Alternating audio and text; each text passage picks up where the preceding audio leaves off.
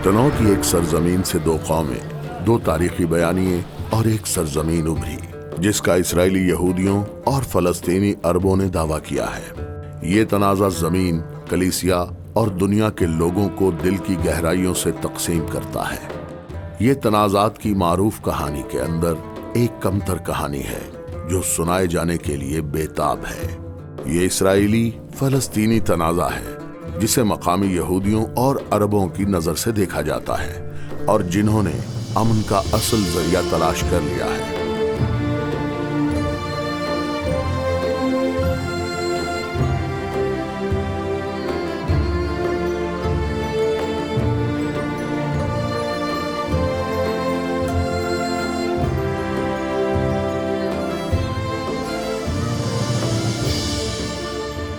मैं एक अरब फलस्तीनी मसीही हूँ।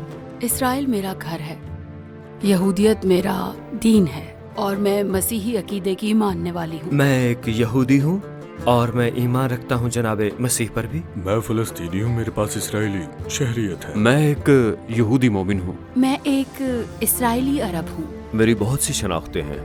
पहचान पेचीदा है, लेकिन मुझे लगता है कि सबसे पहले मुझे ये कहने की जरूरत है कि मैं खुद को खुदा की बेटी कहती हूँ। ये सरजमीन मुकद्दस के कुछ अमन पसंद हैं जो तफरीक को अबूर करते हुए उम्मीद के पुल बना रहे हैं। इनकी कहानी आज कलीसिया की एक तस्वीर और इसके तनाज़ा की सरजमीन और मुनक़सिम दुनिया की एक पेशीनगोई की गवाह बनने के लिए एक तस्वीर तहरीर करती है। कलीसिया के पेशनगोई करने का क्या मतलब होता है? कि वो देखे जो दूसरे नहीं देख सकते और वो सुने जो दूसरे नहीं सुन सकते। लीसा लोरिन 1974 में अपने शौहर डेविड के साथ इसराइल मुंतकिल हुई। डेविड और मैं इसराइल मुंतकिल हुए थे क्योंकि हमें मजबूत एहसास था कि हमारा ताल्लुक इसी जगह से है। उस वक्त से लीसा यहूदियों और अरबों के माबैन अमन के लिए काम करने के लिए गहरी वाबस्तगी का मुजाहरा कर रही हैं। एक एकेडमिक, आलिम दीन, मुसन्निफ और कारकुन की हैसियत से वो इसराइल फलस्तीन की सूरत हाल की पेचीदगियों के बारे में बड़ी बसीरत रखती हैं। हम सब की अपनी कहानियां हैं, ये हमारी जाती दास्तान है और हमारे पास अपने लोगों की दास्तानें हैं। हमारे बयानात अगरचे हम उन्हीं वाकयात को बयान कर रहे होंगे, लेकिन हम उन वाकयात की तर्जुमानी किस तरह करते हैं इसमें बड़े फर्क पाए जाते हैं कि जो वाकयात पेश आए उनसे हम मायने कैसे बनाते हैं। रियासत इसराइल का क़याम मुतनाज़िया तारीखी बयानिया की एक ताकतवर मिसाल है। 14 मई 1948 से यौम आज़ादी पूरे इसराइल में यहूदी लोगों में एक खुशी का जश्न है। ये 2000 साल की जिलावतनी के बाद रियासत के क़याम की यादगार है, जब यूरोप, मशरिक़ वस्ता और शुमाली अफ्रीका से यहूदी पनाह गुज़ीरों के दरवाजे पर वसी हो गए। बहुत से अफराद हिटलर की मौत के कैंप से बच गए थे। वो यहूदियों की तेजी से बढ़ती हुई तादाद में शामिल हुए जो अपने आबाओ अजदाद की सरजमीन पर लौट रहे थे। जोशो खरोश आज भी जारी है।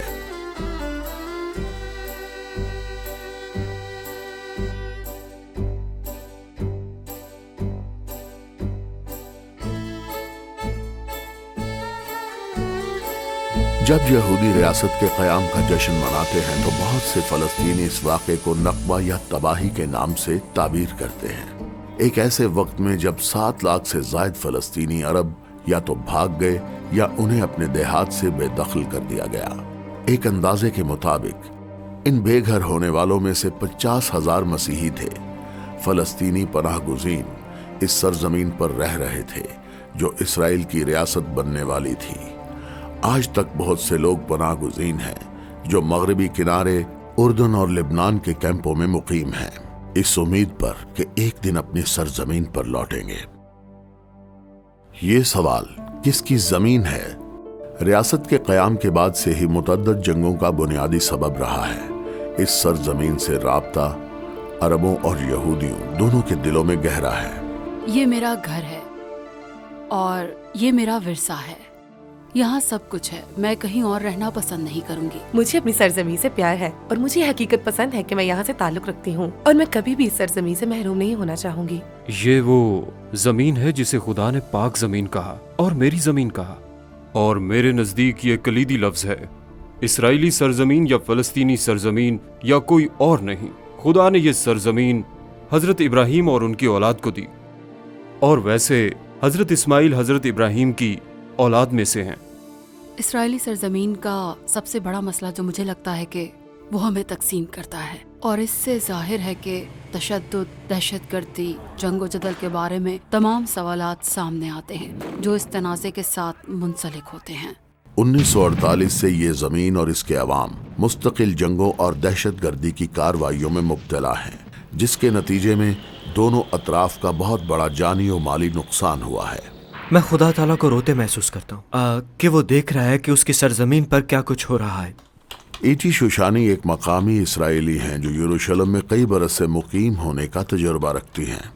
اپنے ارد گرد دہشت گردی کے حملوں کے خوف کے ساتھ رہتے ہوئے، خاص طور پر یروشلم میں بعض اوقات ایسے واقعات پیش آتے ہیں جب آپ خدا سے پوچھتے ہیں کہ کیا آپ کا بس میں سفر کرنا یا شہر میں جانا ٹھیک ہے، کیا آپ کا وہاں خریداری کرنا محفوظ ہے۔ یہ خوفناک ہے مگر ہماری زندگی کا حصہ ہے۔ یہ کبھی کبھی آپ انتقام دیکھنا چاہیں گے کیونکہ حملے کی درندگی واقعتاً آپ کو اوپر سے لے کر نیچے تک ہلا دیتی ہے۔ سن 2000 میں اسرائیلی حکومت نے اسرائیل کو فلسطین کے علاقے سے الگ کرنے کے لیے ایک دیوار تعمیر کرنا شروع کی، جسے مغربی کنارے کے نام سے بھی جانا جاتا ہے۔ اس دیوار کا واضح مقصد اسرائیلی قوم کو دہشت گردی سے محفوظ رکھنا ہے۔ اسرائیلی شہریوں کو فلسطینی حدود میں داخل ہونے کی اجازت نہیں ہے۔ مغربی کنارے کے فلسطینیوں کے پاس اسرائیل میں داخلے کے لیے خصوصی اجازت نامہ ہونا ضروری ہے۔ فلسطینی اس دیوار کو ایسی چیز کے طور پر دیکھتے ہیں جو انہیں اپنی سرزمین اور دوسری طرف کے کنبے سے الگ کرتی ہے۔ میرے لیے اس دیوار کو بنانا کہ ہم دوسرے کی شکل کو بھی نہ دیکھ سکیں ایک بہت ہی طاقتور شبیہ ہے۔ اہم بات یہ ہے کہ دوسرے کو دیکھا تک نہ جائے، دوسرے کو سنا تک نہ جائے، دوسرے کا سامنا نہ کیا جائے۔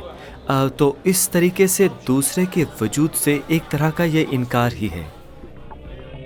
دوسروں کے دکھوں کو سمجھنا بہت ضروری ہے کیونکہ جو کوئی کسی طرح سے دوچار ہوتا ہے وہ ہم سب کا حصہ ہوتا ہے، اور کسی دوسرے فرد کے ساتھ ہمدردی جتانے سے ہم ان کے نقطہ نظر سے محسوس کرنے اور دیکھنے اور سمجھنے لگتے ہیں۔ ہمیں ناانصافی کا سامنا کرنا پڑا اور اس سب سے مجھے بہت تکلیف پہنچی ہے، اور ہر روز میں اس امید اور خواب سے جاگتی ہوں کہ ہماری زندگی معمول کی بات ہوگی۔ میں یہی چاہتی ہوں کہ میں واقعتاً اپنے اور اپنے لوگوں کے لیے آزادی اور انصاف کے ساتھ زندگی گزار سکوں، اور جب ہمارا دل چاہے ہم باہر جا سکیں جسے ہمیں کسی کی اجازت کی ضرورت نہ ہو۔ میری قوم نے بہت تکلیف اٹھائی ہے، وہ ایک مشکل صورتحال میں رہتی ہے۔ اسرائیلی قوم نے بھی بہت تکلیف سہی ہے۔ مجھے یقین ہے کہ جو سب سے بڑی مشکل جو اسرائیلیوں نے سہی ہے وہ یہ ہے کہ اس سرزمین پر زندہ کیسے رہنا ہے۔ دوسرے کے درد کو پہچاننا بہت ہی ضروری ہے کیونکہ یہ بہت حقیقی ہے، اور یہ ایک عام حصہ ہے کہ ہم کون ہیں۔ سب سے اہم چیز ہمیں یہ جاننا ہے کہ رہنا کیسے ہے ایک ساتھ، اور کلیدی لفظ ہے ایک دوسرے کے لیے ہمدردی۔ لبنان کے نزدیک شمالی گلیلی علاقے میں اس کے کھنڈرات پڑے جو کبھی بیرام کا میرونائٹ مسیحی گاؤں تھا۔ میرے تمام خاندانی رابطے اسی جگہ سے ہیں۔ میری والدہ، میرے والد، میرے نانا اور ساتھ ہی میری اہلیہ کے آباء و اجداد بھی، یہ بھی 100% اسی جگہ سے ہی تعلق رکھتے ہیں۔ مارون فرح 1948 کی جنگ کے فوراً بعد جب اسرائیلی افواج اس گاؤں میں داخل ہوئیں تو اپنے نقطہ نظر سے یہ کہانی سناتے ہیں۔ یہاں کے دیہاتیوں کا ماننا تھا کہ یہاں ایک ایسا گروہ ہے جس پر صدیوں سے یورپ میں بہت ظلم تھا، اور وہ یہاں آ رہے ہیں۔ وہ انصاف کی زبان اور لوگوں کے مابین مساوات کی زبان اور جمہوری ریاست کے قیام کی بات کر رہے ہیں۔ تو ان کا ماننا تھا کہ یہ اچھا ہوگا۔ جب گاؤں میں فوج آئی تو انہوں نے ان کا استقبال کیا اور انہوں نے سوچا کہ یہ ان کے لیے بہتر ہوگا۔ گاؤں کے لوگ اتنے سادہ تھے کہ انہوں نے کہا، ہم روٹین کا چیک اپ کرنے کے لیے آپ لوگوں کو 48 گھنٹے کے لیے گاؤں سے باہر نکالتے ہیں، اس کے بعد آپ کو واپس آنے کی اجازت دیں گے۔ تو وہ مان گئے۔ دیہاتیوں کو قریبی گاؤں میں رہنے کے لیے عارضی جگہیں مل گئیں۔ ہمیشہ امید کی جاتی تھی کہ وہ جلد ہی اپنے گھروں کو واپس آ جائیں گے۔ انہوں نے کہا کہ ہم آپ سے وعدہ کرتے ہیں کہ آپ لوگ واپس آئیں گے، آپ پریشان نہ ہو، آپ ہم پر بھروسہ کیجیے۔ لیکن اسی اثنا میں وہ اس جگہ کو بدل رہے تھے۔ 3 سال کے بعد بھی لوگوں کو ان کی سرزمین پر واپس جانے کی اجازت نہیں تھی۔ رہنماؤں نے اپنا معاملہ اسرائیل کی عدالت عظمیٰ تک پہنچایا، اور سپریم کورٹ نے ان کے حق میں فیصلہ سنایا۔ हुकूमत से कहा कि अपना वादा पूरा करें और इन लोगों को इनके घरों तक वापस जाने दिया जाए। लेकिन इस्राएली फौज ने इन्हें वापस जाने की इजाजत देने की बजाय गांव को मुकम्मल तौर पर तबाह कर दिया। मारून के दादा के घर में जो कुछ बचा है वो बस ये मेहराब है। सबसे बड़ी नाइंसाफी इमारतों और पत्थरों पर नहीं थी, हालांकि ये वो है जो वो रखते थे। वो गरीब थे, वो सिर्फ पत्थरों के मालिक थे, लेकिन कुनबे तबाह हो गए, बिछड़ गए। इसने वाक़तन कौम को तबाह कर दिया, एक अनोखी कौम को। लिहाजा हमारी सबसे बड़ी ख्वाहिश, हकीकी आरज़ू, उस कौम को दोबारा तामीर करना है, इसके अलावा कुछ भी नहीं है। खुदावंद उन पर मेहरबान है जो उसके मुंतज़िर है, उस जान पर जो उसकी तालिब है। नोहा 3:25। तेज हवाओं की आवाज नीचे खाली मकानात के मलबे से गूंज रही है। हैरत अंगेज तौर पर बैराम का वाहिद हिस्सा जो तबाह नहीं हुआ था वो गिरजे का बुर्ज था। आज एक मुतहर्रिक जमात गिरजे में हर हफ्ते की इबादत करती है, जिसे लोगों ने दोबारा तामीर किया है। अगरचे गांव खंडरात का मंजर पेश करता है, लेकिन इस बिरादरी का दिल जिंदा है। ये एक बहुत अच्छा कदम था, एक बहुत ही अहम कदम था। इसमें एक बहुत बड़ा पैगाम छुपा था कि हम अभी भी एक बरादरी हैं, एक अच्छी बरादरी। वो लोग जो इस मैरोनाइट कलीसिया की इबादत में शिरकत करते हैं वो शिमाली गलीली के इलाके के करीब शहरों और कस्बों से आते हैं। बहुत से लोग गांव के असल बाशिंदों की औलाद हैं। कुछ बराम में पैदा हुए थे और इब्तदाई साल गांव में गुजारे थे। मैं यहाँ पैदा हुआ, मेरी उम्र 90 साल है। मुझे हमेशा बेराम आना पसंद है क्योंकि ये हमारी खानदानी सरजमीन है। हमारी जमीन यहाँ पर है, हमारे घर यहाँ हैं और हमारी कलीसिया। यहाँ लोग इसलिए मुकीम हैं क्योंकि वो ईमान रखते हैं, और अच्छी बात यह है कि यहाँ पर अब भी लोगों में ईमान मौजूद है। सच पूछे तो मुझे इस बात की बहुत खुशी है। बैराम की कहानी तबाही और टूटे ख्वाबों से पैदा होने वाली उम्मीद की एक मिसाल है। उम्मीद की बहुत सी कहानियां हैं, अमन पसंद जो तफरीक को अबूर कर रहे हैं, अपने पड़ोसियों से मोहब्बत और आगे बढ़ते हैं, बल्कि अपने हमसाये से अपने मानिंद मोहब्बत करना। अहबार 19:18। ये हैरत अंगेज है कि तफरीक को अबूर किया जाए और दूसरी तरफ को जाने, ये आपके दिल और दिमाग को बदल देता है, और ये आपको कभी कभी तौबा की जगह, शफकत की जगह और ऐसी जगह पर ले आता है जहाँ आप खुदा से कहते हैं कि ये वैसा नहीं है जैसा मैंने सोचा था। ये दोनों तरफ से काम करता है, लेकिन इसकी इब्तदा मुझसे हो तो बेहतर है। लॉरेल की कहानी। लॉरेल स्टर्नबर्ग एक मुसव्विरा है। वो जनाबे मसीह की पैरोकार और यहूदी मोमिना भी हैं, जो 1995 में अमेरिका से इसराइल हिजरत करके इस ईमान से मुतासिर हुई थी। खुदा यहूदी लोगों को अपने कदीम वतन वापस जाने के लिए बुला रहा है। जब मैं पहली बार इसराइल आई थी तो मुझे यहूदियों और अरबों के खिलाफ बहुत ही कौम परस्त तासुब था। मैं किसी अरबी को नहीं जानती, लेकिन मैं पहले ही यहाँ एक तासुब के साथ आई थी। मुझे बरसों से खुदा नाराज होने की ख्वाहिश को दूर करते हुए मेरे दिल में बहुत से पहलुओं से काम कर रहा है। मुझे ये सिखा रहा है कि मुझे माफ करना चाहिए, और वो सबसे प्यार करता है, लिहाजा मुझे सबसे प्यार करना चाहिए, और वो सबसे प्यार करता है, लिहाजा मुझे भी सबसे प्यार करना चाहिए। क्योंकि मैं उसकी बेटी हूँ और मैं उसकी शागिर्द हूँ, तो मैं बहुत बदल गई हूँ।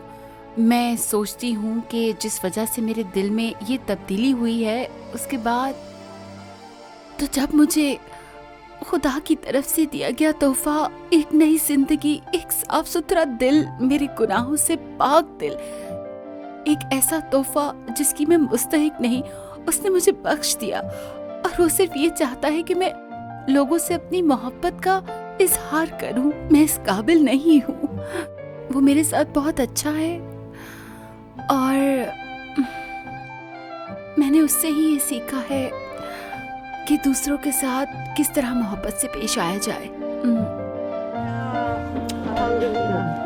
लॉरेल ने गैर मामूली इंतखाब किया है। वो अब एक अरब जमात के साथ इबादत करती हैं जो उनके घर के करीब ही है। मैं इस जमात का बाकायदा हिस्सा हूँ। मैं वाहिद गैर अरबी स्पीकर हूँ, हालांकि मैं सीखने की कोशिश कर रही हूँ।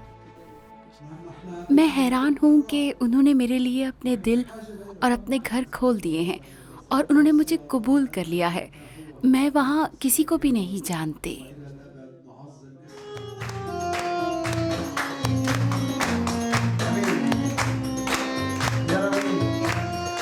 میرے لیے یہ ضروری ہے کہ عربی بولنے والی جماعت میں شرکت کروں کیونکہ میں یہاں ہی رہتی ہوں. میں ان لوگوں سے بہت پیار کرتی ہوں اور میں ان لوگوں کے ساتھ ہی رہنا چاہتی ہوں. یہ بہت ہی عاجزانہ ہے عربی بولنے والی اس جماعت میں شرکت کرنا اور اسے قبول کرنا. ان کے یہودی دوستوں کی جانب سے دیا گیا رد عمل حیرت انگیز اور حوصلہ افزا رہا. مجھے بہت مثبت رائے ملی ان مومنین سے اور غیر مومنین سے. وہ کافی حیران ہیں اور اس کی تعریف کرتے ہیں. لورل نے یہودی مسیحی جماعت میں شرکت جاری رکھی ہوئی ہے. وہ خود کو دونوں رفاقت کا حصہ سمجھتی ہے. اس سے کوئی تنازع پیدا نہیں ہوتا اور در حقیقت میں ان دونوں جماعتوں کے مابین ایک پل بنا رہی ہوں. میں کبھی کبھار مذاق کرتی ہوں کہ میں مسیح کے بدن میں ایک پھٹے کی مانند ہوں جو جوڑتا ہے. گریس کی کہانی. ہم ایک جسم ہے اور مجھے یقین ہے کہ جب جسم کے ایک حصے کو تکلیف ہوتی ہے دوسرے کو بھی ہونی چاہیے, اور جب ایک حصہ خوشی مناتا ہے تو ہم سب کو خوش ہونا چاہیے, اور اسی وجہ سے ہمارے تعلقات بہت مضبوط ہیں. مشہور بیت الحم کے چھوٹے سے قصبے میں جو اب اتنا بھی چھوٹا نہیں ہے, گریس الزوب کی آٹین اپنے شوہر مائیکل اور اس کے بڑے خاندان کے ساتھ رہتی ہے.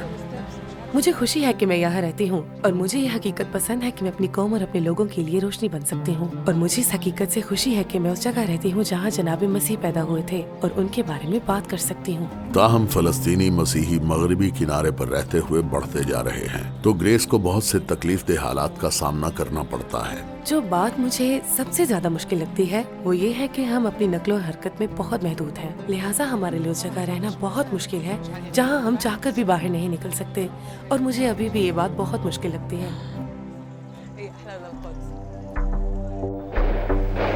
2002 میں دوسری فلسطینی بغاوت کے دوران یا اتفاضہ کے نام سے بھی کہا جاتا ہے, بیت الحم کے لوگوں کے لیے زندگی خاص طور پر مشکل تھی. 40 دن تک پورے شہر کو کرفیو میں رکھا گیا. صرف ایک بار انہیں باہر نکلنے کی اجازت تھی, وہ بھی صرف ہفتے میں ایک بار راشن لینے کے لیے. مجھے یاد ہے جب میں 14 سال کی تھی تو میں کھڑکی سے باہر دیکھا کرتی تھی جہاں موجود سڑک پر بہت سے فوجی اور فوجی گاڑیاں دکھائی دیتی تھی. یہ ایک جنگی میدان کی طرح دکھتا تھا. ہمیں ہمیشہ گولی باری اور بم دھماکوں کی آوازوں کے ساتھ خوف زدہ رہنا پڑتا تھا. یہ ایسی زندگی نہیں ہے جو کسی نوجوان لڑکی کو پسند آتی. مجھے اسکول واقعتاً بہت پسند تھا. مجھے دکھ ہوا کہ جب 40 دن گھر میں گزارنے پڑے. مجھے یاد ہے کہ میری ایک دوست ہوا کرتی تھی جسے گولی مار دی گئی. زندگی مشکلات کے ساتھ جاری و ساری ہے. میں آسانی سے یہاں بیٹھ کر رو سکتی ہوں, دکھی محسوس کر سکتی ہوں, مگر میں ایسا ہرگز نہیں کرتی. اس کے برعکس ہر روز جب میں کام پر جاتی ہوں, جیسا کہ میں اپنی کلیسیا میں خدمت کرتی ہوں, میں جانتی ہوں کہ خدا نے میری زندگی کا ایک خاص مقصد اور ایک خاص منصوبہ بنایا ہے, اور یہی بات میں اپنے آپ کو ہر ایک دن یاد دلاتی ہوں, جو میرے خواب دیکھنے میں مجھے مدد دیتی ہے. سب سے اہم چیز ہے امید رکھنا, اور امید صرف جناب مسیح سے ملتی ہے. گریس اب بیت الحم بائبل کالج میں لیکچرار کی حیثیت سے کام کرتی ہیں اور کلام پاک کے مطالعات کے محکمے کی سربراہ ہیں.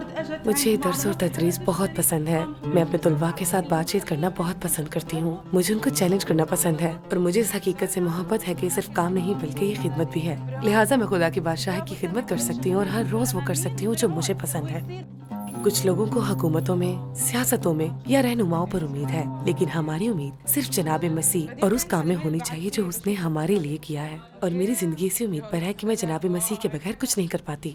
مجھے ابھی بھی کئی چیزوں پر قابو پانے کی ضرورت ہے, جیسے احساسات اور جذبات جن سے میں جدوجہد کر سکتی ہوں. کئی سوال جو میں ہمیشہ پوچھتی ہوں, لیکن مجھے مسلسل یاد دلایا جاتا ہے کہ میں تنہا نہیں ہوں اور خداوند میرے ساتھ چل رہا ہے. خداوند مجھے توفیق دیتا ہے کہ میں ان لوگوں کے لیے دعا کروں جو مجھے دشمن سمجھتے ہیں, اور اس طرح سب بدل جاتا ہے. رجا کی کہانی. رجا گرمبرگ ایک اسرائیلی شہری ہیں جو اسرائیل کے شمال میں رہتی ہیں. ایک یہودی معاشرے میں عرب کی نشو و نما کے ساتھ انہیں بہت سے چیلنجز کا سامنا کرنا پڑا, خاص طور پر ایک عرب مسیحی کے طور پر. अपनी शनाख्त के साथ। इनकी वालदा का खानदान 1948 में पनाह गुज़ीन था, जिन्हें अपना आबाई घर छोड़कर नासरत मुंतकिल होना पड़ा। चूंकि रजा ने उनकी कहानी के बारे में मजीद मालूमात हासिल की, उन्होंने अपने लोगों से खुदा की मोहब्बत को समझने के लिए जिद्दोजहद की, जो बहुत कुछ खो चुके थे। जब मैं समझ गई कि मेरी वालिदा के कुंबे के साथ क्या हुआ है और कैसे हुआ है, वो तनाज़ा जिसने मेरे अंदर हलचल मचा दी थी, उसने मुझे इस जगह ला खड़ा किया जहाँ खुदा से पूछने लगे क्यों, या आप उसे कैसे देखते हैं। यहूदी लोगों के लिए मेरे दिल में इस प्यार के साथ और फिर मेरे खानदान के साथ होने वाली नाइंसाफी का बड़ा तनाज़ा। मुझे महसूस हुआ कि खुदावंद ने कहा, मैं अब भी तुम्हारे लोगों से प्यार करता हूँ, मैं तुम्हारे लोगों यानी अरब लोगों को भूला नहीं हूँ। और ये वो चीज़ थी जिससे मुझे शिफा मिली है। रोमियो की किताब में हजरत पौलुस रसूल जैतून के दरख्त की अलामत को कलीसिया की वजाहत के लिए इस्तेमाल करते हैं, जहाँ गैर यहूदी और यहूदी मोमिनीन दोनों ही दरख्त की जड़ में जकड़े हुए हैं, जिससे वो मसीहा में शामिल क्योंकि हैं। वही हमारी सुलह है जिसने दोनों का एक कर लिया और जुदाई की दीवार को जो बीच में थी ढा दिया। इफिसियों 2:14। वाइल हाशवा मगरबी किनारे में रहने वाले एक फलस्तीनी मसीही है। बतौर फ़लस्तीनी और इसराइली हम अमन के मुतलाशी हैं। हकीकी हम ये सिर्फ जनाबी मसीह के साथ ही मुमकिन है। जब आप मुख्तलिफ नज़रों से और मुख्तलिफ तरीकों से देखते हैं तो आपको उम्मीद नजर आती है। वक्तन फवक्तन यहूदी मोमिनीन और अरब मसीही इब्रानी और अरबी में एक साथ मिलकर खुदावंद की इबादत के लिए जमा होते हैं। ये खुदा ही काम कर रहा है और वो बुला रहा है अपनी ओर दोनों तरफ के लोगों को। हमें एक दूसरे की झलकियां दिखा रहा है। वो तो इसलिए ताकि हम उफक पर मंडलाती हुई इस काबिलियत को देख सकें जो इस बाहमी खानदान में मौजूद है, जो कि दर हकीकत खुदा का ही खानदान है। अमन के लिए खुदा का मंसूबा हमेशा कलीसिया रहा है और हमेशा कलीसिया ही रहेगा। इस मुल्क में इसराइली फलस्तीन तनाज़े के जवाब के तौर पर बहुत से अमन मंसूबे पेश किए गए और इनमें से किसी ने भी कोई काम नहीं किया। हम वो लोग हैं जो जिंदा खुदा को मानने वालों की हैसियत से समझते हैं कि यहाँ अमन मौजूद है और इनका अमन मंसूबा कामयाब होगा, लेकिन इसकी शुरुआत जिंदगियों, दिलों में और अपने लोगों के जहनों में और वहाँ से ही माशरे में फैलेगी। अर्ज़ मुक़द्दस पर मानने वालों की जमात कदीम और मुख्तलिफ है, जो इब्तदाई कलीसिया के दिनों से मिलती है। यरूशलेम में खजूरों के इतवार के रोज जैतून के पहाड़ के जलूस में बहुत से गिरोहों की अच्छी नुमाइंदगी की जाती है। अर्ज़ मुक़द्दस में मसीहियों की अक्सरियत रोमन कैथलिक, आर्मीनियन और मुतअद्दद दूसरे छोटे गिरोहों के साथ साथ ग्रीक ऑर्थोडॉक्स की है। अर्ज़ मुक़द्दस में प्रोटेस्टेंट मसीही निस्बतन नए हैं और कलीसिया के अंदर एक छोटी लेकिन उभरती हुई अक़लियत की हैसियत रखता है। जनाब मसीह की पैरवी करने वाले यहूदी, जिसे कभी कभी मसीही मोमिनीन के नाम से जाना जाता है, एक अहम और बढ़ती हुई आबादी है। ज्यादातर अपने यहूदी विरसे के साथ मजबूती से पहचाने जाते हैं। जनाब मसीह मसीही नहीं थे, वो एक यहूदी थे और सारी उम्र इसी सरजमीन पर रहे, और हम लोग जनाब मसीह के पैरोकार हैं। एरी पार डेविड इसराइल में यहूदी मानने वालों के एक खानदान में पैदा हुए। उनके वालिदैन बल्गारिया से आए थे और वो इसराइल में जनाब मसीह के इब्तदाई यहूदी पैरोकारों में शामिल थे। एरी की जिंदगी के पहले 15 सालों तक वो अपने कुनबे से बाहर किसी दूसरे मोमिन को नहीं जानते थे। इन इब्तदाई अयाम में मोमिनीन की छोटी सी जमात ने अपने ईमान की वजह से बहुत ज्यादा मुखालफत का सामना किया। जिन मुश्किलात का हमें सामना हुआ वो बुनियादी तौर पर वो तशवीश में थे कि होलोकास्ट के बाद हमारे पास वक्त बहुत कम था, लिहाजा बहुत से यहूदी लोगों के लिए जनाब मसीह पर यकीन करने का मतलब है दूसरे फिरके से ताल्लुक रखना। हम लोग गद्दार माने जाते थे। जैसे जैसे इनकी तादाद में गुज़िश्ता बरसों में मुस्तकिल इजाफा हुआ है, इसराइल में यहूदी लोगों की सूरत हाल में ड्रामाई तौर पर तब्दीली आई है। हमारी बर्बादी की तरक्की का तरीका ऐसा था कि मुझे यकीन है कि इसमें इजाफा होना चाहिए, आहिस्ता मगर गहरा। मैं ये कह सकता हूं कि हम एक सेहतमंद दरख्त की तरह तरक्की कर रहे हैं और एक सेहतमंद दरख्त को हर तरफ बढ़ना चाहिए। मैं अब हमारी कौम में खुदा का मजबूत हाथ देख रहा हूं और अब मुझे असेंबली की तादाद नजर आ रही है जिस तरह से वो इस पूरे मुल्क में फैले हुए हैं। एरी का कुनबा यद हशमूना के अलमबरदारों में से था, जो आज यहूदी मोमिनों की एक तरक्की पजीर जमात है जो इसराइल के कल्ब में एक साथ रह रही है। कुछ मसाइब हैं, उनका शिकार कौन करता है? अपनी आंखों के सामने उन्हें देखा। जब मैं बच्चा था तो हम 7 बच्चे और वालिदैन थे, और वहां सिर्फ हम लोग ही थे, हमारे अलावा वहां कोई नहीं था। ईटी शुशानी यरूशलेम में पैदा हुई और वहां उनकी परवरिश हुई। इस जमीन पर इनके कुनबे की तीसरी नस्ल की हैसियत से इनकी जड़ें गहरी हैं। बहुत साल पहले ईटी ने अपने मसीहा जनाब मसीह से मुलाकात की थी। वो यहूदी मोमिनों की बरादरी का हिस्सा बनने वाली अपनी फैमिली और दोस्तों में पहली थी, मगर उनके इस फैसले को पजीराई नहीं मिली। मैंने अपने दोस्त खो दिए, सब के सब। ये मुझे बहुत महंगा पड़ा, लेकिन मैं इस पर अफसोस नहीं कर सकती या कभी ये नहीं कह सकती कि ये काबिल कदर नहीं है। हम बहुत छोटी सी जमात थे जब हम निजात याफ्ता हुए। ये वो वक्त था जब निजात पाने वालों में से बहुत से लोगों को अपने अहले खाना और दोस्तों के साथ परेशानी का सामना करना पड़ा। ये वो वक्त था जब मामलात खराब हो गए और हमने एक दूसरे का साथ देना सीखा। वो हमारा तरक्की का बहुत अच्छा वक्त था। अजहर इजाज एक इसराइली फलस्तीनी मसीही हैं। वो नासरत में रहते हैं और नासरत में एवेंजिकल कॉलेज में पढ़ाते हैं। मैं एक फलस्तीनी हूँ जिसके पास इसराइली पासपोर्ट है। मैं अपने लोगों से प्यार करता हूँ। मुझे अपने मुल्क से प्यार है। मैं दोनों को बरकत दिखाना चाहता हूँ। मैं चाहता हूँ कि लोग अरब मसीहियों के बारे में जानें, क्योंकि बहुत से लोग नहीं जानते कि हम मौजूद हैं। हम तादाद में बहुत कम हैं, और जब लोग इसराइल के बारे में सोचते हैं तो वो समझते हैं कि यहूदी मुल्क है, और जब वो सुनते हैं यहाँ अरब है तो वो हमेशा अरब को इस्लाम के साथ जोड़ देते हैं, जो सच नहीं है। लिहाजा मैं ये चाहता हूँ कि लोग ये जान लें कि ये मुल्क मसीही अरब आबाद है। ये लोग पुरअमन लोग हैं, वो सुलह पसंद है, वो पुल बनने के रास्ते तलाश कर रहे हैं। इसराइली अरब शहरी होने के नाते मैं उम्मीद करता हूँ कि मेरे लोग जनाब मसीह को ढूंढ लेंगे, लेकिन ये भी मेरी उम्मीद है कि वो वकार और मसावात के साथ जिंदगी गुजारेंगे और बकाए बाहमी एक मिसाल होंगे, और वो लोग अमन के लोग होंगे।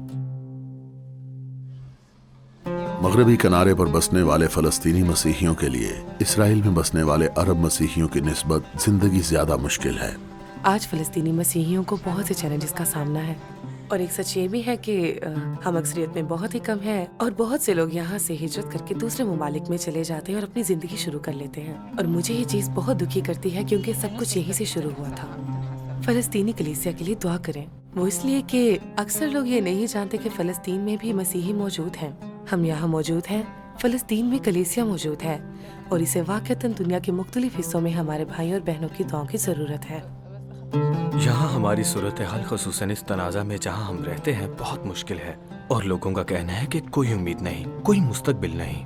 बहुत से लोगों के पास काम काज नहीं है, लेकिन जब आप एक मुख्तलिफ नज़रिए पर नज़र डालते हैं तो आप देखते हैं कि जनाब मसीह में उम्मीद है। यहाँ तक कि एक मुश्किल वक्त में भी अमन है। आप इसे अपने आसपास महसूस नहीं कर सकते हैं, आप इसे अपनी आंखों से नहीं देख सकते हैं, लेकिन वो आपके दिल को छू सकता है। और सब चीज़ें खुदा की तरफ से हैं, जिसने मसीह के वसीला से अपने साथ हमारा मेल मिलाप कर लिया और मेल मिलाप की खिदमत हमारे सपुर्द की। 2 कुरिन्थियों 5:18। तमाम तर अलमिये, तशद्दुद, नफरत, इस खित्ते से आने वाली बुरी खबरों के बावजूद हमें ये फरामोश नहीं करना चाहिए कि खुदा का ये मंसूबा है कि यहूदियों और अरबों दोनों के लिए इस जगह को एक पूरी जमीन के लिए नेमत बनाए। मार्सिल रिबियाई यरूशलेम में कम्युनिटी ऑफ मसाहलती तंजीम के बानी हैं। ये तंजीम मुसलमानों और यहूदियों तक रसाई में सरगर्म है। हर साल वो सैकड़ों मर्द, खवातीन और बच्चों के लिए मुतअद्दिद क्रिसमस पार्टियों की मेजबानी करते हैं। जब खुदावंद एक दिन हजरत इब्राहिम के टूटे हुए घराने को शिफा बख्शेगा, जब यहूदी और मुसलमान मिलकर माफी हासिल करेंगे और एक दूसरे के साथ खुदा का चेहरा देखने के काबिल होंगे, तो वो एक जिंदा नमूना बनेंगे, एक मजहर खुदा के जरिए कि मफाहमत का क्या मतलब है, कि उनका असर जनाब मसीह के पूरे बदन और अक़वाम आलम पर पड़ने वाला है।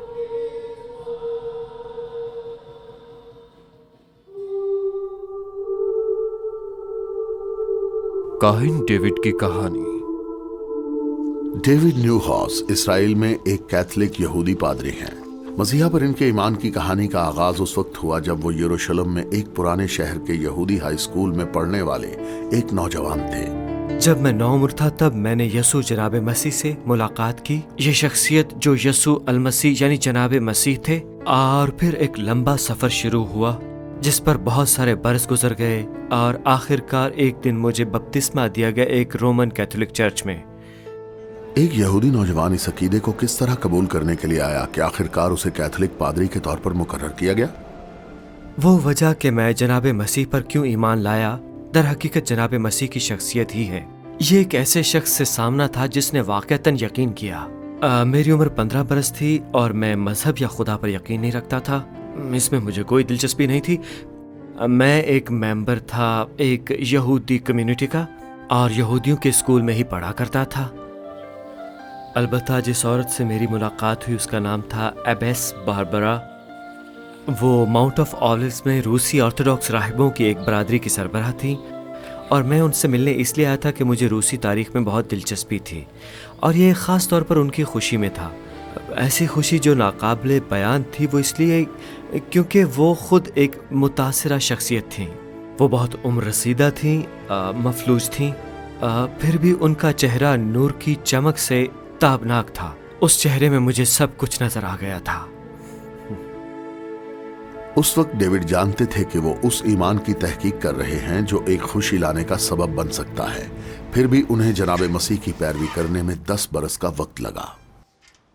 मेरे बपतिस्मा लेने के फैसले में इस कदर इंतज़ार की वजह ये थी कि मैं अपने वालिदैन से महव गुफ्तगू था इस बारे में। मैंने उनको बताया कि मैं क्या तजुर्बा कर चुका हूँ और मैंने क्या कुछ देखा था, क्योंकि हम आपस में बहुत ज़्यादा करीब थे। तो उन्होंने मुझसे एक बहुत ज़रूरी सवाल पूछा।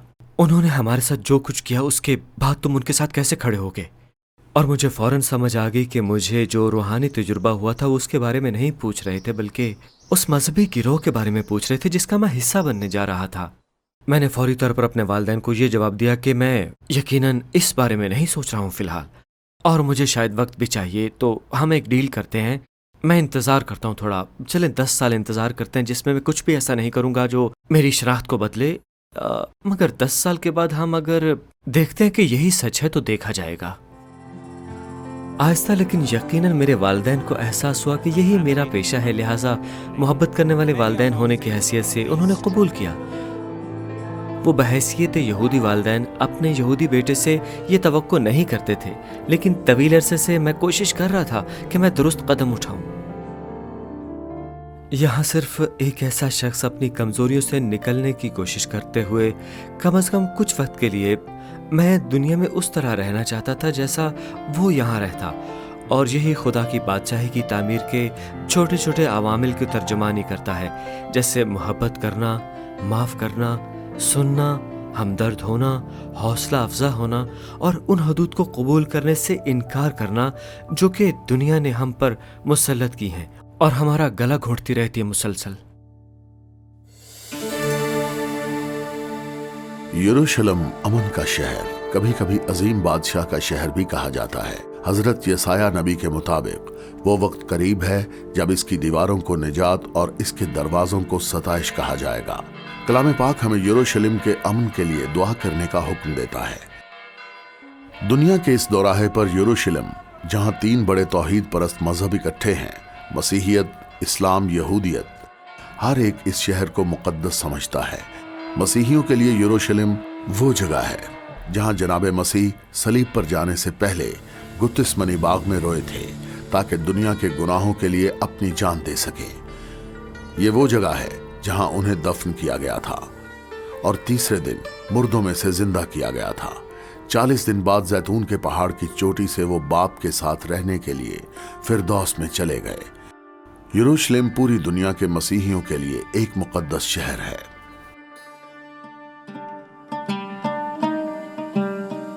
यरूशलेम शहर की उस्मानी सल्तनत के जमाने में तामीर होने वाली दीवारें पुराने शहर के चारों तरफ हैं। इसकी कदीम सड़कें और गलियां दुकानों और लोगों की भीड़ से भरी हुई हैं। जो खानदान यहाँ रहते हैं यहाँ अपने बच्चों की परवरिश करते हैं और उन्हें यहाँ स्कूल भेजते हैं। जैक सारा यरूशलेम के कदीम शहर में पैदा हुए और पले बढ़े। जैक की कहानी। میرا خاندان یروشلم منتقل ہو گیا 1948 کی جنگ کے بعد. انہیں اپنی جان بچانے کے لیے نقل مکانی کرنی پڑی اور میرے دادا نے وہاں اپنا سب کچھ کھو دیا اور وہ یروشلم کے قدیم شہر میں ایک مہاجر کی حیثیت سے آئے. اور مجھے لگتا ہے کہ میرے والدین کا گھر یہیں کہیں ہے. قدیم شہر میں بڑھنے میں بہت سے چیلنجز تھے کیونکہ یہ شہر خود ہی بچوں کے اس کھیل کی میدان کی طرح جس کا ہر بچہ اس قدیم شہر میں پیدا ہوا ہو. ہم نے بچپن میں کئی مشکلات کا سامنا کیا اور ان میں سے ایک یہ تھی کہ اس شہر کا بٹوارا ہو جائے. ہم جانتے تھے کہ کچھ علاقے ایسے ہیں جہاں حدود قائم تھیں، وہ علاقے جہاں آپ وہاں کے لوگوں کی زبان بھی نہیں بول سکتے تھے. میں ایک بہت ہی مذہبی خاندان میں نہیں پیدا ہوا. میرے والد اتنے مذہبی نہیں تھے. کبھی کبھار امی ہمیں گرجے لے جایا کرتی تھی، زیادہ تر اتوار کے دن لے جایا کرتی تھی یا پھر جب کبھی ہمیں چھٹی ہوا کرتی تھی، وہ بھی اس لیے کہ ہمارے خاندان میں مسیحی رسومات کی پاسداری ہو. میری زندگی میں کوئی مضبوط چیز نہیں تھی جو مجھے اعتماد میں رکھے یا خدا کے قریب لائے، اور نو عمر ہونے کے ساتھ ساتھ فرق زیادہ سے زیادہ بڑھنے لگا. اگرچہ میرے والدین نے زندگی گزارنے کے لیے ہم میں بہت سے اختلافات اور اختلاف قائم کیے، نوجوان کی حیثیت سے یہ کہوں گا کہ ہم مرتبہ کے دباؤ نے مجھے گھسیٹا. جیک کی 9 عمر کی جوانی کی بغاوت کی زندگی نے اس کے بعد ایک اور ڈرامائی موڑ لیا. یہ ایک ایسے وقت کے دوران ہوا جسے ہم سب پہلے انتفاضیہ کہتے ہیں، جو میری زندگی اور عام طور پر فلسطینی عوام کی زندگی کی تاریخ کا ایک اہم واقعہ تھا. یہاں تک کہ آپ اگر اس وقت غیر جانبدار رہیں، اس کا حصہ نہیں بنے، پھر بھی آپ کو اس وجہ سے متاثر ہونا پڑا کیونکہ اسکولز اور یونیورسٹیز 4 مہینے کے لیے بند ہو گئے کیونکہ اسرائیلیوں نے ہمارے شہر کے زیادہ تر اسکولوں کو بند کر دیا تھا. آپ سڑکوں پر بچوں کو مظاہرے کرتے ہوئے دیکھتے ہیں. مجھے یاد ہے میں نے کہا تھا یہ میرے لیے نہیں ہے، مجھے اس میں شامل نہیں ہونا چاہیے. اگرچہ جیک کے ارادے اچھے تھے لیکن وہ غلط وقت پر غلط جگہ پر تھے. وہ 14 سال کے تھے جب انہوں نے پہلی بار اسرائیلی فوجیوں کا سامنا کیا. ان میں سے 4-5 سپاہیوں نے مجھے جیپ میں گھسیٹا اور انہوں نے مجھے بہت مارا پیٹا اور وہ مجھ پر پتھر پھینکنے لگے اور مظاہرہ کرنے کا الزام لگا رہے تھے. اور مجھے معلوم تھا کہ میں نے یہ نہیں کیا اور اس کی وجہ سے مجھے مزید غصہ آیا اور کہا اگر میرے دوست جو میرے آس پاس ہیں اور ایسا کر رہے ہیں تو میں کیوں نہ کرتا. اور اس سب نے مجھے ایک ایسے راستے پر لا کھڑا کیا جہاں اپنی آزادی اور اپنے ملک کے لیے لڑ سکتا تھا. اس وقت سے جیک کی پریشانیوں میں اضافہ ہونے لگا. یہ ایک رجحان کی طرح ہو گیا. مجھے کم سے کم 7 مرتبہ گرفتار کر کے قید میں ڈالا گیا. مجھے یاد ہے کہ یہ الزامات فلسطینی پرچم بلند کرنے، گرافٹی تحریر کرنے، مظاہرے کا حصہ بننے یا ان کتابچوں کی تقسیم کے درمیان جو فلسطین کی آزادی سے متعلق ہوتے تھے. اور ان گرفتاریوں نے مجھے زیادہ سے زیادہ ایک ناراض آدمی، ایک سخت آدمی بنا دیا اور زیادہ سے زیادہ میں کہوں گا کہ میں خدا سے دور ہو گیا اور جینے کی امید کھو بیٹھا. میرے کچھ دوست مارے گئے. میں واقعی جینا چاہتا تھا. میں اپنی زندگی اور لوگوں کے لیے کچھ بہتر کرنا چاہتا تھا جس کی میں نمائندگی کرتا ہوں. اور پھر میں نے انتفاضہ کی سرگرمیاں چھوڑنے کا فیصلہ کیا. لیکن ایک بار پھر جیک نے ایسے دوستوں کا انتخاب کیا جنہوں نے اسے بہتر زندگی سے زیادہ دور کرنے کی کوشش کی جس کی وہ تلاش کر رہے تھے. وہ بھاری تمباکو نوشی کرنے والے، شراب پینے اور کبھی کبھی نشہ کرنے والی ادویات بھی استعمال کرتے تھے اور تھوڑے ہی وقت میں بنیادی طور پر میں ان کے نقش قدم پر چلنا شروع ہو گیا. مجھے دکھ تھا کہ میں کسی مقصد کے ساتھ نہیں جی رہا. مجھے نہیں معلوم کہ میری زندگی کا کیا مطلب تھا اور اسی وقت میں نے بنیادی طور پر کسی نئی چیز کی تلاش شروع کی. تب میری ملاقات ایک نوجوان مسیحی مومن سے ہوئی. میں جانتا تھا کہ دراصل میں گنہگار ہوں. میں جانتا تھا کہ جناب مسیح کا پیغام مجھے نئی زندگی کی طرف لے کر جائے گا. میں جان گیا تھا یہ وہی راستہ ہے جس پر مجھے چلنا تھا. سچ پوچھیں تو یہ 180 ڈگری کی طرح تھا اور ساتھ ہی مجھے خدا کا کلام پڑھنے کی بھی خواہش پیدا ہوئی. جیک نے بیت الحم بائبل کالج میں درس لینا شروع کیا. یہ فیصلہ ان کی زندگی اور بہت سے دوسرے لوگوں کی زندگی کو متاثر کرنے والا تھا. کون جانتا ہے کہ کچھ 20 سالوں بعد میں اس کالج کا صدر بن جاؤں گا جہاں میں نے ایک نوجوان مسیحی مومن کی حیثیت سے آغاز کیا تھا جو خدا کی طرف بڑھ رہا تھا اپنے چھوٹے چھوٹے قدموں سے اسے جاننے کے لیے. جیک اور ڈیوڈ کی کہانی بتاتی ہے کہ خدا کس طرح مسیحا کے ذریعے یہودیوں اور عربوں کو اپنے ساتھ صلح کروا رہا ہے. लेकिन एक अहम बात, खुदा यहूदियों और अरबों को भी एक दूसरे से सुलह करवा रहा है, ताकि सब एक हो, यानी जिस तरह ऐ बाप तो मुझ में और मैं तुझ में हूँ, वो भी हम में हूँ, और दुनिया ईमान लाए कि तू ही ने मुझे बुलाया। खुदा ने कहा है कि हमारी मोहब्बत के जरिए से और हमारे इत्तेहाद से जान लेंगे और गैर मोमिनीन को मालूम होगा कि उन्हें भेजा गया है जन्नत से। लिहाजा अगर हम मुत्तहिद नहीं हैं तो हमारे पास कोई गवाह नहीं है, हम बिल्कुल दूसरे लोगों की तरह हैं। जनाब मसीह ने कहा कि यहाँ कोई यहूदी नहीं और कोई गैर मुकल्लदीन नहीं है, एक साथ मिलकर हम एक बदन है। और जनाब मसीह वो कलीसिया के सरबराह हैं। हमें सबसे पहले एक दूसरे को माफ़ करने की ज़रूरत है, और फिर माफ़ करने के बाद हमें एक दूसरे से प्यार करने की ज़रूरत है, जैसा कि जनाब मसीह हम सबसे करते हैं।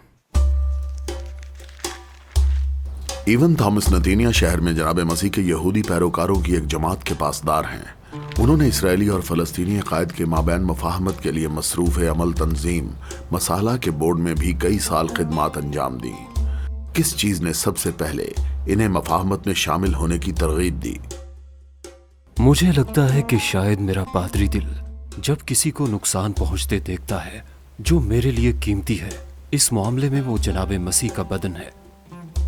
फौरी तौर पर एक रहनुमा की हैसियत से आप जिम्मेदारी को कबूल करने और उसके हल तलाश करने के लिए मुख्तलिफ रास्ते ढूंढते हैं। 1991 में जैक सारा ने पहली मर्तबा इवन थॉमस से मसालहा के तहत चलाए गए एक सहराई मुकाबल में मुलाकात की। जो कुछ उन्होंने वहां दरियाफ्त किया वो पूरी जिंदगी उन पर असर डालने वाला था। मुझे लोगों ने इब्रानी जुबान में बोलते हुए सुना है। वो इब्रानी जुबान में इबादत कर रहे थे और मुझे इससे सदमा पहुंचा, क्योंकि उस वक्त तक मैंने कभी तवक्को नहीं की थी कि एक यहूदी शख्स भी मसीही बन सकता है। मैं जिस पस मंजर से आया हूँ, वो नफरत जो मैं रखता था, मेरे दिल में ग़ीज़ो गज़ब के साथ यहूदियों से जो तकलीफ हुई थी, वो चौंका देने वाला तजुर्बा था। मैंने महसूस किया कि ये लड़के यहूदी लोग थे जो जनाब मसीह पर यकीन रखते थे, और वो हमारे जैसे ही हैं और सच्चे मोमिन हैं जो अपने ईमान को जिंदा रखना चाहते हैं। मेरे ख्याल में मेरा दिल इस हकीकत से मुतासिर हुआ कि उसने बर्दाश्त किया है बहुत सी नाइंसाफियों को। मुझे अभी भी याद है उस नौजवान का दर्द और गुस्सा और मायूसी इस बात की कि आखिर उसके साथ हुआ क्या है। ये सुनना बहुत ही मुश्किल पैगाम था, क्योंकि आपको जबरदस्ती सब कबूल करना पड़ेगा। फिर उसके बाद आप अपनी जिम्मेदारियां समझने लगते हैं, अपनी सकाफत की जिम्मेदारियां समझने लगते हैं। मुझे शर्म महसूस हुई। जैक का ऐसा कोई इरादा नहीं था, वो भी अपनी कहानी बांट रहा था। मेरे दिल को वाकई इस हद तक हमदर्दी हुई कि मैं आगे बढ़ा और अपने ही लोगों की तरफ से माफी मांगी। और जैक दिल का बहुत साफ है, उसने कुछ भी नहीं सोचा और सबके सामने एक पल में मुझे माफ कर दिया। मेरे लिए वो तजर्बा तब्दीली से भरा एक नया तजर्बा था। जब हमने एक साथ दुआ करना शुरू की तो ऐसे लगा जैसे एक हाथ में मेरे दिल आ गया और ऐसी कोई चीज़ निकाल दी जिसका मुझसे कोई ताल्लुक नहीं। यह बिल्कुल ऐसा ही था जैसे मेरे सीने से एक भारी पत्थर उठा दिया गया हो। उसके बाद मैंने सुलह की जिंदगी बसर करने का फैसला किया। मेरे ख्याल में शायद वो वक्त उनकी जिंदगी के सफर के एक बड़े हिस्से की कलीदी थी, जैसा कि ये मेरे लिए था। दरअसल खुदा के वस्त में सुलह आमीज़ी की ये नौइयत है कि हम दोनों पूरी तरह से बदल गए और एक दूसरे से मोहब्बत करने लगे। उसकी कहानी मेरी कहानी का हिस्सा बन जाती है और उसके बरक्स, और गुज़श्ता बरसों में जिसने हमें वाकई मजबूत खड़े होने की अहलियत दी जब हमारे खिलाफ ज़बरदस्त हमले हो रहे थे। हमें एक दूसरे से मोहब्बत है। जैक और एवन की कहानी कई इक़दामात की वजाहत करती है जो मुफाहमत के अमल का एक अहम हिस्सा हो सकती हैं। मुझे लगता है कि हमें ज़रूरत है हमेशा तौबा के सफ़र पर गामज़न रहने की, कि हम मुआयना करें वापस पलट पलट कर अपना कि हम अपने आप को अलग करने में किस तरह से कामयाब हुए उन बहनों और भाइयों से जो कि हमारा और हम जैसा ही ईमान रखते हैं। खुदा ने जो मुझसे कलाम किया है उसमें सबसे अहम बात यह है कि माफ़ी मौजूद है। कभी कभी ये आसान नहीं होता जब हम बहुत सी मुश्किलात से गुजरते हैं और बहुत से मुकाबलों का सामना करते हैं, लेकिन फिर खुदा मुझे सिखाता है जब मैं माफ़ करती हूँ तो उसकी कुदरत और ताकत मौजूद होती है। मसीहा में मग़फ़िरत की ताकत और मुफाहमत के दिलों की ताकत इतनी मुअस्सर है कि वो आपके दिलों को मुस्तकिल तौर पर पूरी तरह से बदल देती है, हमेशा हमेशा के लिए। मफाहमत कायम करना बहुत ज़रूरी है मोमिनों के लिए, मसीहियों के लिए। इस सरजमीन पर ये मसीह के बदन के लिए इत्तेहाद के लिए जनाब मसीह की दुआ का हिस्सा है। अगर हम दोनों जनाब मसीह पर ईमान रखने वाले हैं तो हम एक बदन का हिस्सा हैं। मुक़द्दस सरजमीन पर आज जनाब मसीह के बदन में मफाहमत हर किस्म की तफरीक को अबूर कर रही है। खुदा अपने चर्च को मुत्तहिद कर रहा है। हम तारीख के एक बहुत ख़ास वक्त में रहते हैं जहाँ बहुत से ऐसे लोग मौजूद हैं जो तफरीक को अबूर करने को तैयार हैं। बहुत से लोग जो अपने सुकून से बाहर निकलने और बातचीत करने और दूसरों को हकीकत में गले लगाने के लिए तैयार हैं। मेरा ख्याल है कि आज बहुत से मसीही ये शनाख्त करने के लिए तैयार हैं कि अगर हमारी कोई बका है तो वो इत्तेहाद में ही है। अगर हम लोग अलग रहे तो अपना वजूद बरकरार नहीं रख पाएंगे।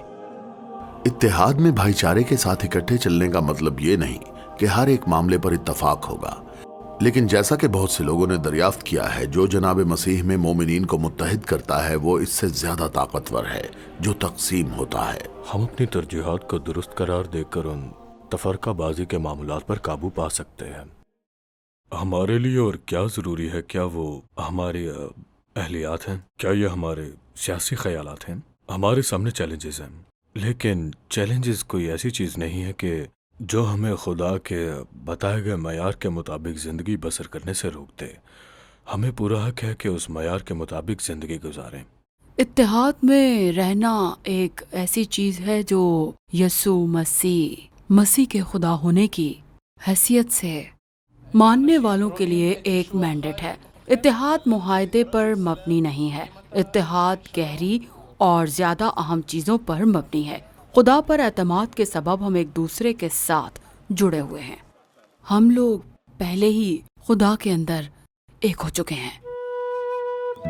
मोमिनीन को अक्सर ये लगता है कि उन्हें मफाहमत और इत्तेहाद में दखल अंदाजी के लिए एक आला कीमत अदा करना पड़ती है।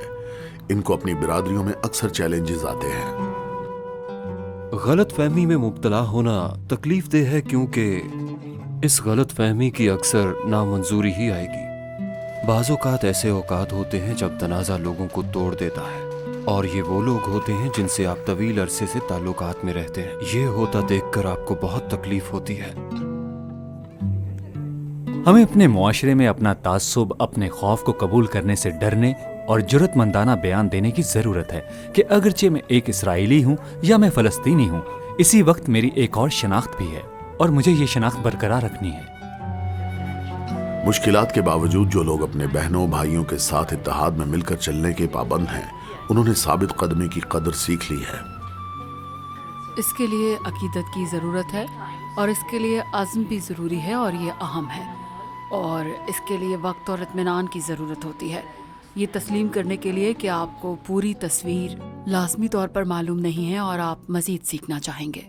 क्योंकि हमें खून और गोश्त से कुश्ती नहीं करना है, बल्कि हुकूमत वालों और इख्तियार वालों और इस दुनिया की तारीकी के हाकिमों और शरारत की उन रूहानी फौजों से जो आसमानी मकामों में हैं। जनाब मसीह के बदन में मफाहमत और इत्तेहाद की राह में सबसे बड़ी रुकावट रूहानी है। हमारी तकसीमें उस हकीकत के बिल्कुल मुतज़ाद हैं जो हमें दर हकीकत होना चाहिए। हमारी तकसीमें दुनिया की तकसीमों की एक तरह से अक्कास हैं, और हम जानते हैं कि इन तकसीमों का हतमी आका सिर्फ और सिर्फ शैतान ही है। सरजमीन इसराइल और फ़लस्तीन में रूहानी जंग रोज़मर्रा की हकीकत है।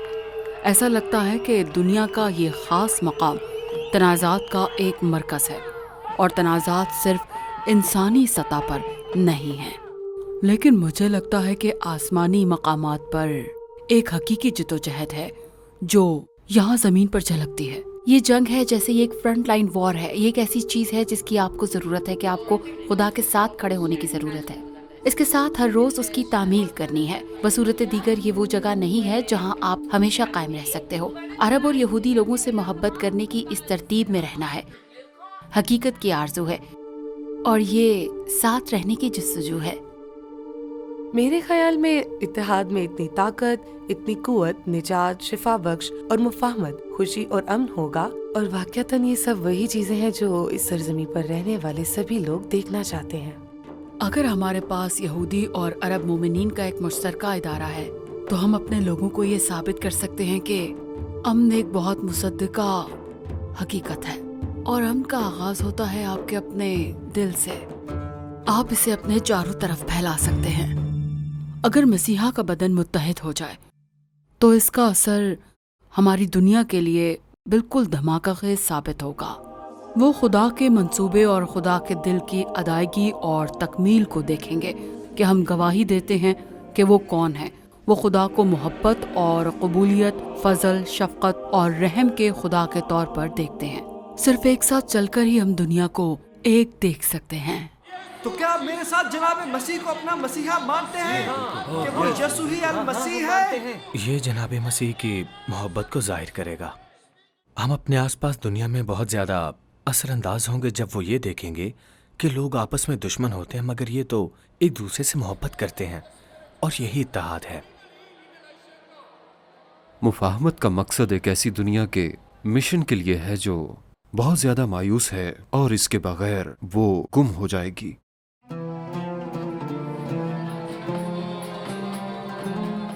جب سے وہ چھوٹی بچی تھی، رجا کے دل میں یہودی لوگوں کے لیے جگہ تھی۔ میرے والدین اور ان کی طرف سے عرب اور یہودی لوگوں کو اکٹھا کرنے اور اس کے معنی اور اس کا طریقہ جاننے کے لیے بلانے کا مطلب یہ ہے کہ میں مفاہمت کی بہت سے مختلف منصوبوں کے حصے کے طور پر بڑی ہوئی ہوں، اور میں ایک بچے کی حیثیت سے مختلف یہودی بچوں سے ملنے اور کنبوں سے ملنے کی ترتیب میں شامل ہونا شروع کیا۔ اس عمل نے مجھے بہت کچھ سکھایا ہے۔ بالآخر اس کے والدین منسٹری کنگز کڈز کے ساتھ کام کرنے میں تیار ہو گئے، جو اسرائیل میں نوجوانوں کے لیے ایک مشن تھا۔ میرے والدین سے کہا گیا کہ وہ آ کر چند عرب لوگوں کو لائیں، اور ایک خاندان سے چند یہودی لوگوں کو آنے اور لانے کو کہا، اور پھر ہم نے مل کر کام کرنا شروع کیا۔ عرب اور یہودی بچوں اور ان کے اہل خانہ اب تعلقات استوار کرنے، عبادت کرنے، مل کر دعا کرنے اور تفریح کرنے کے لیے باقاعدگی سے ملتے ہیں۔ لیکن کنگز کڈز کی منسٹری کا سب سے اہم پہلو وہ آؤٹ ریچ ہے، جو وہ مل کر اندرون ملک اور بیرون ملک کرتے ہیں۔ جناب مسیح کے لیے ان نوجوانوں، عرب اور یہودی سفیروں کا کیا جواب ہے؟ دوسری قوموں میں جہاں وہ تنازع سے زیادہ واقف ہیں، ان کے لیے یہ یقینی طور پر بہت خاص ہے۔ یہ دعا کے جواب کی طرح ہے، لہٰذا جب ہم وہاں موجود ہیں تو ہم محسوس کرتے ہیں کہ ان کی حوصلہ افزائی کی جاتی ہے، اور یہ حقیقت ہے، یہ ہو رہا ہے، یہ ممکن ہے۔ میرے خیال میں واقعی اسرائیل میں یہ اسرائیل سے زیادہ مضبوط گواہی ہے، کیونکہ ہم سیاست کی بات نہیں کر رہے ہیں، ہم صرف واقعتاً خدا کے دل اور پیار کو پیش کرنا چاہتے ہیں۔ جب میں اسرائیل میں ہوں تو مجھے یہاں کی سڑکوں پر محسوس ہوتا ہے، اس سے زیادہ بیداری آتی ہے کہ بطور اسرائیلی مجھے اس بارے میں کیسا محسوس ہوتا ہے اور کیا میں کچھ کر رہی ہوں۔ ہم یقین رکھتے ہیں جب آپ ایک ساتھ زندگی گزار سکتے ہیں تو آپ زندگی اور مفاہمت کا تجربہ کریں گے بغیر اس پر ایک بھی لفظ کہے۔ مجھے یقین ہے آپ کو اس کا جواب ملے گا، لہٰذا یہ ہماری دعا ہے، بطور خاندان ہماری پکار، ہمارا ویژن ہے۔ ایک اور نسل اب لوگوں کے لیے صلح اور اتحاد کی میراث سے گزر رہی ہے، جو ابھی تک امن کے شہزادے کو نہیں جانتے ہیں۔ وہ اپنی رسائی اور خدمت کے ذریعے خدا کی بادشاہی کے لیے نئے امن سازوں کو جنم دے رہے ہیں۔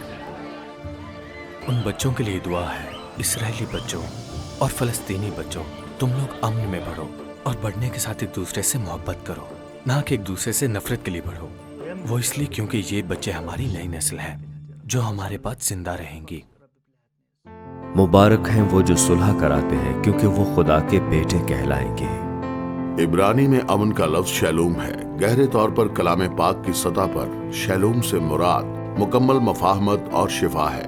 تمام تخلیقات ایک دوسرے کے ساتھ ہم آہنگی تعلقات میں کام کر رہی ہیں۔